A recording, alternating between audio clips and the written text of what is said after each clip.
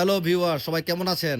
আমরা কিন্তু আজকে একুরিয়ামের দোকান থেকে নিয়ে এসেছি নতুন একটা ট্যাঙ্ক, সাথে নিয়ে এসেছি কিছু অ্যাকোয়াটিক সয়েল, আর সাথে নিয়ে এসেছি এই সিডগুলা। তো এই সিডগুলা আমরা এখানে ছড়াই দেবো এবং আমরা দেখবো এটা থেকে কিরকম জার্মিনেশন রেট পাওয়া যায়। আর সত্যিই কি এগুলা দিয়ে কার্পেটিং করা সম্ভব ট্যাঙ্কের মধ্যে? এটাও কিন্তু আমরা দেখাবো। কিভাবে আমরা ট্যাঙ্কটা সেট করেছি সবকিছু কিন্তু আপনারা বড় ভিডিওতে দেখতে পারবেন। চলেন এখন সিডগুলা ছড়াই। এখানে সিডগুলা অলরেডি ইকুয়ালি স্প্রেড করে ছড়াই দিছি। এখন এটার উপরে পানি স্প্রে করতে হবে।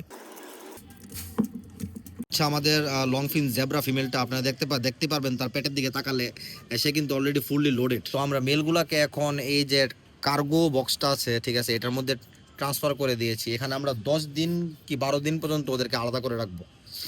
তারপরে আমরা ওদেরকে ব্রিডিংয়ে দেবো। কিভাবে দেবো সেটাও কিন্তু আমরা আপনাদেরকে সামনের ভিডিওতে দেখাবো। এই যে আমাদের নতুন ট্যাঙ্কের কাজ এখানে কিন্তু শেষ। দেখবো আমরা এখান থেকে সিডগুলো জার্মিনেট হয় কি না, আর কিভাবে কি করেছি সবকিছু কিন্তু আমাদের ফুল ভিডিওতে দেওয়া থাকবে। আমাদের চ্যানেলটা লাইক করবেন, সাবস্ক্রাইব করবেন, শেয়ার করবেন, আর নতুন নতুন আরো আপডেট পাওয়ার জন্য আমাদের চ্যানেলের সাথে থাকবেন। ধন্যবাদ আপনারা সবাইকে। ধন্যবাদ। লাইক, শেয়ার, সাবস্ক্রাইব করুন। কিছু করবেন। সবাই ভালো থাকবেন, সুস্থ থাকবেন।